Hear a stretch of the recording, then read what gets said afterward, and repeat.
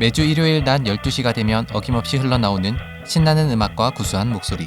오늘은 무려 34년 동안 전국 방방곡곡을 돌며 사람들에게 큰 즐거움을 주었던 원조 국민 MC, 그리고 이제는 하늘나라로 떠나버린 작은 거인 송혜에 대해 알아보겠습니다.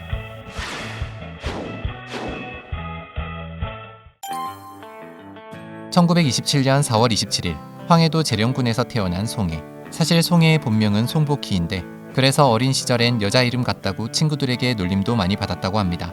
어릴 적부터 장난기도 많고 끼도 많았던 송혜는 개구장이로 소문이 자자했습니다. 송혜에겐 형과 여동생이 하나 있었는데 형은 송혜가 대학에 입학할 무렵 자신의 길을 가겠다고 집을 나가 연락이 끊겼다고 합니다. 1949년 23살이 된 송혜는 아버지의 반대를 무릅쓰고 북한 지역에서 유일한 음악대인 해주예술전문학교에 입학해 성악을 전공하게 됩니다. 물론 음악의 뜻이 있기도 했지만 무엇보다 음악대에 들어간 건 인민군의 군대 징집을 피할 목적이 더 컸다고 합니다. 그리고 그 이듬해인 1950년 6.25 전쟁이 터지고 송혜는 공산당에 끌려가지 않으려고 동네 산자락에 몰래 숨었다가 잠잠해지면 다시 집으로 돌아오는 생활을 반복했다고 합니다.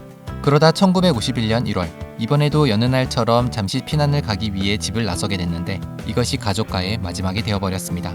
재령에서 해주, 해주에서 연평도, 다시 연평도에서 미군함을 타고 부산까지 내려오게 된 송혜. 바로 한국군과 유엔군이 중국군에 밀려 38선 이남까지 철수하게 된 일사후퇴 때의 일이었습니다.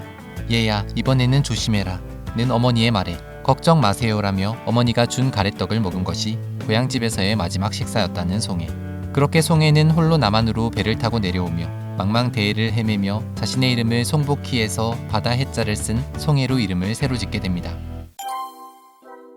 혈혈단신 피난선을 타고 낯선 부산항에 도착한 송혜는 무작정 앞사람만 따라다니다 군에 입대해 통신병으로 복무를 하게 되었습니다. 남한에서 통신병으로 근무하며 1953년 7월 27일 휴전 메시지를 직접 타전하기도 했다고 하는데 놀랍게도 그는 그때 썼던 모스 부호를 최근까지도 기억하고 있는 모습을 보여주기도 했습니다. 여튼 이런 연유로 6.25 전쟁 참전 용사였던 송혜는 국가유공자입니다. 그래서 그의 장례식장엔 영정과 함께 국가유공자증이 놓여 있었습니다. 혼자만 남한으로 내려온 송혜는 군생활 당시 휴가증이 있어도 갈 데가 없어 방황하기 일쑤였다고 합니다. 그런데 그럴 때마다 마음씨 좋은 군대 선임 한 명이 꼭 송혜를 자신의 집으로 데려가 챙겨주었습니다. 마침 이 선임에겐 참하고 고상한 이미지의 여동생이 있었습니다. 그 여동생이 바로 송혜의 아내가 되는 서곡이 여사로 자신보다 7살 연하였던 서곡이에게 한눈에 반한 송혜는 1953년에 결혼을 하게 됩니다. 하지만 어려운 형편에 결혼식도 치르지 못한 채 바로 살림만 합치게 된 송혜와 서곡이. 그렇게 일남 이녀를 낳고 결혼 생활을 이어가던 두 사람은 지난 2015년 결혼 63년 만에 한 방송을 통해 눈물의 결혼식을 올리기도 했습니다. 그리고 결혼식을 올리고 3년 후인 2018년 서곡이 여사는 지병으로 세상을 먼저 떠나게 됩니다. 군 제대 후 먹고 살 일이 막막했던 송혜는 뭘 할까 고민을 하게 됩니다. 그래도 북한에서 성악을 배운 전공을 살리기로 마음먹고 1955년 29살의 나이에 창공악 극단이란 이름의 순회 악단에 들어가 가수 생활을 시작하며 처음으로 연예계에 발을 들였습니다. 참고로 송혜는 가요 무대에도 자주 출연해 악극단 시절에 불렀던 창법과 발성을 그대로 재현해 노래를 부르는 모습을 보여주었는가 하면 2011년에는 전국 투어 단독 콘서트를 열기도 했습니다. 지금까지 총 12장의 앨범을 낼 정도로 가수로서의 명성도 만만치 않았다고 합니다. 처음엔 악극단에 가수로 들어갔지만 악단 공연의 특성상 쇼가 진행되기 전 토크를 하며 분위기를 띄우는 역할도 같이 하게 됐는데 그러면서 송혜는 자연스럽게 진행자로서의 자질도 익히게 됐다고 합니다. 그러다 1960년대부터는 대중문화의 중심이 극장에서 방송으로 이동하게 되며 송혜도 TV와 라디오로 활동 무대를 옮겨가게 됩니다. 1963년 영화 YMS 504의 수병에 단역으로 출연한 것을 시작으로 요절복통 007, 남자 미용사, 단벌 신사 등 여러 편의 영화 배우로도 활동했으며 또 동양방송과 문화방송에서 방송한 웃으면 보기 와요, 고전 유머 극장 등에서 구봉서, 서영춘, 배삼룡 등과 함께 조연급 코미디언으로 대활약을 하게 됩니다. 한 지방 공연에서 송혜와 처음 만났다는 구봉서는 송혜가 선배인 자신에게 낯을 가리다가도 무대 위에만 올라가면 180도 다른 모습을 보이곤 했다고 합니다. 특히 개그나 꽁트의 절반 이상이 애드리브일 정도로 송혜는 그때부터 센스가 넘쳤다고 합니다. 그렇게 영화면 영화, 개그면 개그, 진행이면 진행, 1세대 만능 엔터테이너로 존재감을 알렸습니다. 그러다 1972년 송혜는 재치있는 입담과 진행 능력을 바탕으로 동양방송 라디오 프로그램 가로수를 누비며의 진행자로 발탁되어 더욱 이름을 날리게 됩니다. 1972년부터 무려 17년간 프로그램을 진행하며 운전자들 사이에서 송기사라는 애칭을 받을 정도로 큰 인기를 누리게 된 송혜. 하지만 그 무렵 그의 인생에서 어쩌면 가장 큰 시련이 닥치게 됩니다. 바로 1986년 하나뿐이던 아들이 20살의 꽃다운 나이에 그만 오토바이 뺑소니 사고로 세상을 떠나게 된 것입니다. 당시의 트라우마로 아들이 사고가 난 한남대교 근처를 가지 못했다는 그는 한때 극단적인 생각까지 했다고 합니다. 한 번은 스스로 목숨을 끊을 생각으로 남산 팔각정에 올라 몸을 던졌는데 다행히 소나무에 옷이 걸려 살아날 수 있었다고 합니다. 하지만 아들의 사고 이후 자 오늘도 완전 운전합시다 라는 오프닝 멘트가 입 밖으로 나오지 않아 1989년 송혜는 가로수를 누비며에서 완전히 하차를 하게 됩니다. 아들을 잃고 슬픔에 빠져 살던 어느 날 배우 안성기의 친형이기도 한 KBS의 안인기 PD가 송혜를 찾아오게 됩니다.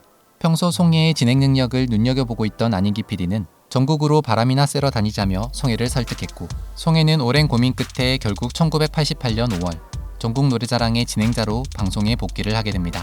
그때 그의 나이 62, 환갑을 넘긴 나이였습니다. 그리고 자신의 인생에서 가장 힘든 시기에 찾아온 전국 노래자랑 덕분에 송혜는 인생 최고의 전성기를 누리기 시작합니다. 일요일의 남자 송혜가 인사부터 올리겠습니다. 여러분 안녕하세요.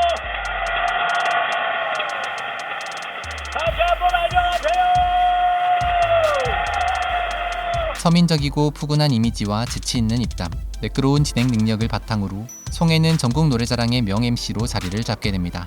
전국 노래자랑 하면 송혜밖에 떠오르지 않지만 사실 알고 보면 1대 MC 가수 이한필, 2대 MC 개그맨 뽀빠이 이상용, 3대 MC 개그맨 고영수, 4대 MC 최성규 아나운서에 이어 송혜는 5대 MC입니다. 1994년 개편을 계기로 잠시 6개월 정도 쉰 적이 있지만 그때를 빼곤 1988년부터 2022년 5월까지 무려 34년간 연출자만 120여 명이 바뀌는 동안에도 꿋꿋이 전국 노래자랑을 지켜온 터줏대감 송혜. 전국 노래자랑은 이름 그대로 전국 팔도는 물론 로스앤젤레스, 도쿄, 베이징, 뉴욕, 런던 등 해외에서도 여러 차례의 공개 방송을 가졌으며 특히 2003년 8월 15일엔 광복절 특집으로 평양 모란봉 공원에서 평양 노래자랑을 방송하기도 했습니다. 송혜는 1951년 월남한 이후 무려 50여 년 만에 다시 북한 땅을 밟을 수 있었다고 합니다. 당시 북한 측에서는 송혜가 월남했던 것을 문제 삼아 방송이 성사되기까지 큰 어려움을 겪기도 했는데 그렇게 성사된 평양 노래자랑에서 마지막 곡으로 다시 만납시다가 합창으로 나오자 송혜는 눈물을 보이기도 했습니다. 그렇게 34년 동안 2,000번이 넘는 똑같은 무대에 올랐지만 송혜는 단 한 번도 허투루 방송을 하지 않을 정도로 대본을 몇 번씩 다시 보고 밑줄을 긋고 메모를 하며 매사에 철두철미한 모습을 보인 것으로도 유명했다고 합니다. 또 방송 녹화 하루나 이틀 전에 꼭 미리 그 지역에 내려가 주민들과 얘기도 하고 동네 목욕탕에 들렀다는 송혜. 특히 송혜는 전국 노래자랑 녹화를 할 때 그 지역의 국회의원이나 지자체장들에게 절대 따로 자리를 마련해주지 않기로도 유명했습니다. 전국 노래자랑의 주인은 정치가도 아니고 자신도 아니고 일반 시민, 일반 관객이라고 여겼기 때문이라고 합니다. 데뷔 초만 해도 송혜는 구봉서나 배삼룡, 서영춘 등에 비해 좀 가려져 있는 인물이었습니다만 꾸준하고 천천히 자신만의 방식으로 자신만의 길을 걸어온 덕분에 그 누구와도 비교할 수 없는 1인자로 자리매김할 수 있었습니다. 그리고 2022년 4월엔 최고령 TV 음악 경영 프로그램 진행자로 기네스북에 오르며 새로운 역사를 쓰기도 했습니다. 기네스북에 오를 정도로 꾸준히 방송 일을 한 덕분에 송혜는 수억 대의 자산가가 될 정도로 재산도 꽤 많은 것으로 알려져 있습니다. 하지만 생전 자기 자신을 위해서는 돈을 잘 쓰지 않았던 송혜는 2,000원짜리 국밥을 즐겨 먹고 4,000원짜리 이발소에서 머리를 하고 일반 대중 목욕탕에서 목욕을 하는 걸 즐길 정도로 유명 연예인답지 않게 소박하고 검소한 일상을 즐겼다고 합니다. 그래서 거리의 영세 상인들과도 친구처럼 허물없이 지냈던 그는 이웃들이 가게를 낼 때 송혜라는 이름을 쓴다고 해도 이름값을 받지 않고 흔쾌히 그러라고 했다고 합니다. 또 송혜는 내 건강 비결은 BMW다. B는 버스, M은 메트로, W는 워킹을 한다는 뜻이다 라며 비싼 차 대신 대중교통을 이용해 다닌 것으로도 유명했습니다. 또 송혜하면 유명한 것 중 하나가 바로 연예계에서 소문난 주당이라는 사실입니다. 비싸고 좋은 술을 먹을 수 있는 기회도 많았지만 젊은 시절부터 소주만 즐겨 마셨다는 송혜는 한창 때는 하루 10병을 넘게 마셨으며 90살을 넘기고도 하루에 소주 3병을 마실 정도로 애주가였다고 합니다. 90을 훌쩍 넘기고서도 전국을 돌며 전국 노래자랑을 이끌던 송혜는 2020년 코로나19로 인해 녹화가 중단되며 그의 건강도 점점 나빠지기 시작합니다. 2022년 3월엔 코로나19에 확진됐다 완치되기도 했습니다.